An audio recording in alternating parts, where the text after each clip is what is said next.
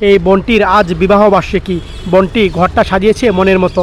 দেখতে পেল শ্বশুরের ছবি, বলো তোমার ছবি এই জায়গা থাকবে না। এই কথা বলে ঢিলা মারলো আর ভেঙে গেল। আর এদিকে তার স্বামী আসলো, দেখতে পেল তার বাবার ছবি ফ্লোরে পড়ে আছে।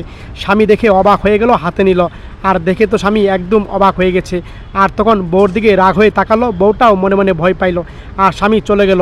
দেখতে পেল পানি পড়ছিল এই জায়গা, আর পানির ডিব্বাটা নিল। আর নিয়ে তখন বলল যে এই ঘরে বাবা সম্মান নাই, এই ঘরে সাজানো থাকবে না। এই কথা বলে এই ভাইটা সমস্ত ঘর মুছে দিচ্ছিল, সাজানো গোছানো ঘরটাকে ধুয়ে দিচ্ছিল এই ভাইটা। আর সমস্ত ঘরে পানি দেওয়া হলে ঢিলা মেরে ফেলে দিল। আর রাগ হয়ে এই ভাইটি তখন দরজাটা লাগিয়ে চলে গেল। আর তখন বাহিরে চলে গেল ভাইটা। আর এদিকে ঘরদুয়ার সব এলোমেলো। আর বোনটি দেখতে পেল আর বলল, আল্লাহ আমি কি কোনো ভুল করলাম নাকি? এভাবে করে বোনটি চিন্তা করছিল। ভাইটা রাগের মাথা এদিকে হাঁটছে। আর বোনটি তার শ্বশুরের ছবিটা আবার হাতে নিল। আর ভাইটা দেখতে পেল কে জানুম পাশে কথা বলছে শোনা রাগ করো না, তোমার জন্য লাল শাড়ি নিয়ে আসছি, এভাবে কথা বলছিল। আর ভাইটা তখন বউয়ের কথা মনে পড়ে গেল।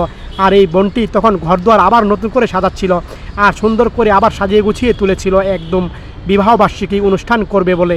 আর এদিকে তার স্বামী আসলো, আর দরজাটা স্বামী খুললো। আর দেখতে পেল বউ দৌড়ে আসলো। আর তখন দেখতে পেলো আবার সাজিয়েছে সুন্দর করে। আর তখন স্বামী ঘুরে দেখলো, আর বউটা দেখালো তোমার বাবার ছবি কষ্টিপ দিয়ে লাগিয়েছি। স্বামী দেখে অনেক খুশি হলো, আর বললো আমাকে মাফ করে দেবো, আর কখনো করবো না। আর বললো না না ঠিক আছে। এই ভাইটি তখন ফুটকা নিয়ে আসলো, আর ফুটকা নিয়ে এসে তখন অনুষ্ঠান উদযাপন করলো বিবাহবার্ষিকী। আর তখন তারা সবাই আনন্দ করছিল এই বিবাহবার্ষিকী অনুষ্ঠানের সময়।